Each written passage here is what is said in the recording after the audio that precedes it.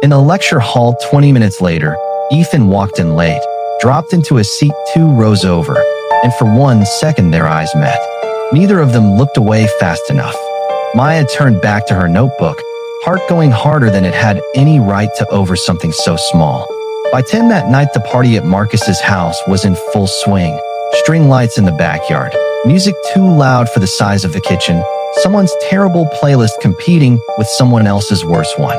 Maya sat with Jenna at the edge of a crowded table where a game of truth or dare had collapsed into people just passing a bottle around and laughing. Ethan was a few seats down with Marcus, glancing over more than either of them probably realized. Then Maya felt it. That sudden, sinking certainty. She excused herself fast, and Jenna, sharper than anyone gave her credit for, clocked it immediately. Oh no. You good? I just got my period. Of course it's now. Maya pressed a hand to her face, mortified. I should go home. Don't apologize, just go. Text me when you're back, okay? Before Maya could call a ride, Ethan was already standing, jacket half off his shoulders. I can drive you. I wasn't really feeling the party anyway.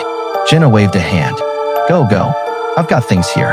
The night had turned to rain by the time they reached his car, fat drops hammering the windshield, the heater ticking as it warmed. Maya sat with her arms crossed, face burning, Ethan's jacket draped over her knees. You okay? He asked, eyes on the road. Embarrassed. Otherwise fine. Don't be. It's just biology. He said it so easily that some of the tightness in her chest eased. For a few blocks neither of them spoke, just the wipers and the rain and the strange, charged quiet of two people who both knew something was about to be said. Ethan, I think I know what you're going to say. He kept his eyes forward. And I don't want you to feel weird, but I'm not looking for that. Honestly, The hourglass wish. The alarm went off at 7, the same way it always did. Maya Bennett reached over, silenced it, and pulled back the curtains of her small apartment near Hollow Pines College. Morning light spilled across the desk where an old photograph sat propped against a stack of textbooks. Her parents, smiling, taken years before the accident that left her on her own. She looked at it for a moment, the way she did every morning, then got moving. Shower, clothes, coffee in a chipped mug, backpack over one shoulder. Another day at Hollow Pines. The campus was already busy by the time she crossed the quad, leaves crunching under sneakers, the autumn air sharp enough to sting. Maya kept to herself most days, not unfriendly, just quiet, the kind of quiet that came from having learned early that people leave. She was halfway to her first class when she saw him.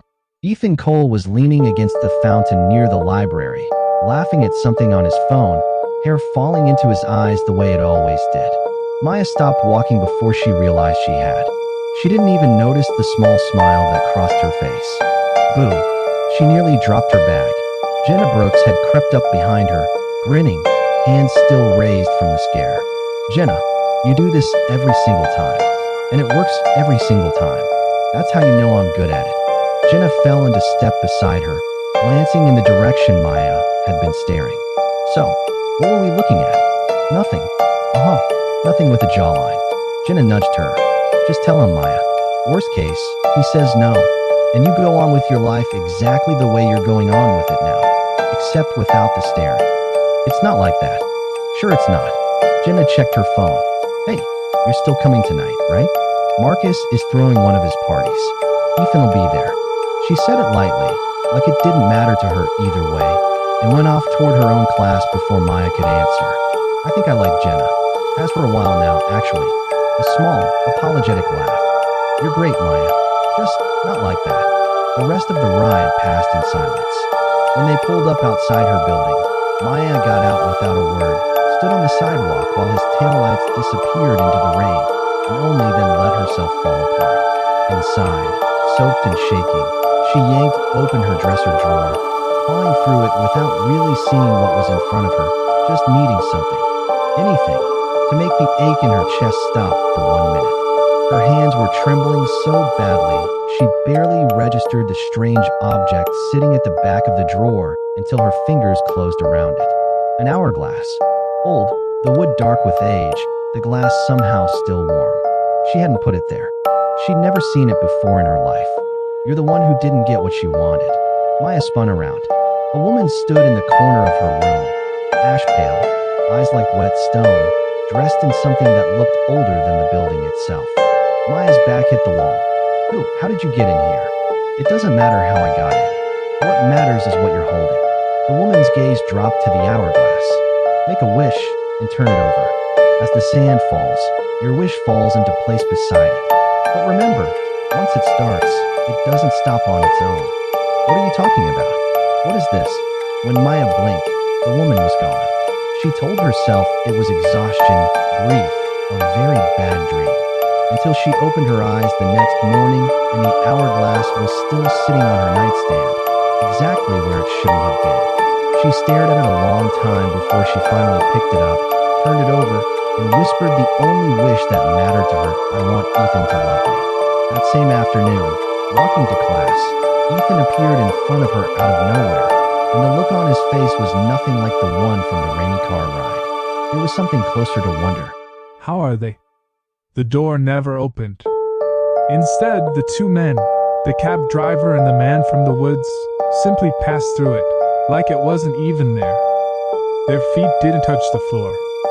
And the man who had been sitting in the chair was gone. Do you recognize us, son? It's us, the cab driver. You're not human. We were human 10 years ago. Now we're just hunger. Right before Sam's eyes, the two figures began to change. Their faces melted and warped. Their eyes turned a burning, hellish red. One of them, the cab driver, raised his hand, and without ever touching Sam, lifted him straight into the air with some kind of dark force. Help! Put me down! This body's strong. It'll feed us for years. But first, we're gonna make him suffer. Just like that cop made us suffer. We're gonna take our time with this one. Sam's body was wrenched and pulled in the air. He felt like his bones were about to snap. He squeezed his eyes shut and thought of his family. God, please, someone help me. Just as death seemed certain, a blue light flashed through the dark room. A deep, booming voice shook the entire house. Let him go. Let him go. The voice was so powerful the walls trembled. The two creatures recoiled in terror. Sam dropped to the floor in a heap.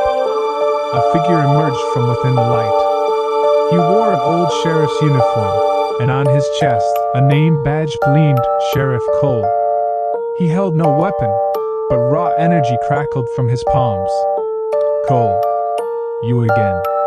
As long as I'm here, you don't lay a hand on the innocent. This ends now.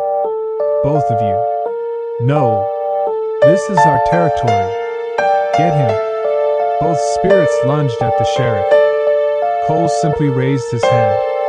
A wave of pure force exploded outward. Back. Off. The two creatures caught fire midair, screaming as they were hurled straight through the wall and vanished. The room fell silent. The sheriff turned towards Sam. His face was blurred, indistinct, but his eyes held something calm and steady. Don't be. Ethan, no. He grabbed the first thing within reach, a pair of scissors from her desk, and crossed the room before either of them could stop him. Maya screamed and ran for the bathroom, slamming the door, throwing the lock, sliding down against it as sounds came from the other room that she would spend the rest of her life trying to forget. She pressed her hands over her ears and sobbed. I only wanted to be loved. What did I do wrong? Ethan's fist found the bathroom door next, splintering it inch by inch, and then, abruptly, silence. Total, ringing silence. Maya waited, barely breathing, until she couldn't stand it any longer. She wiped her face, unlocked the door, and stepped out. Marcus lay still on the floor. Ethan was nowhere in the apartment, not in the bedroom, not in the hall, not anywhere a person could be. Maya searched every room twice, heart slamming against her ribs, before she finally sank onto the edge of her bed, shaking, unable to make sense of any of it. That was when she saw it. The hourglass, sitting on her nightstand, had been turned over again. The sand was already falling. Her head snapped up, and standing across the room, hourglass-stained fingers still raised from having flipped it, was Jenna. "You." Maya's voice came out as barely a whisper. "It was you." Jenna didn't answer. She only watched the sand fall, the same wonder and dread on her face that Maya imagined had once been on her own. Somewhere beneath the silence of the apartment, the old woman's voice seemed to linger in the walls. It doesn't stop on its own. 2 wishes, 2 girls, in a game that had never once asked either of them what it would actually cost. The sand kept falling. It wasn't finished yet.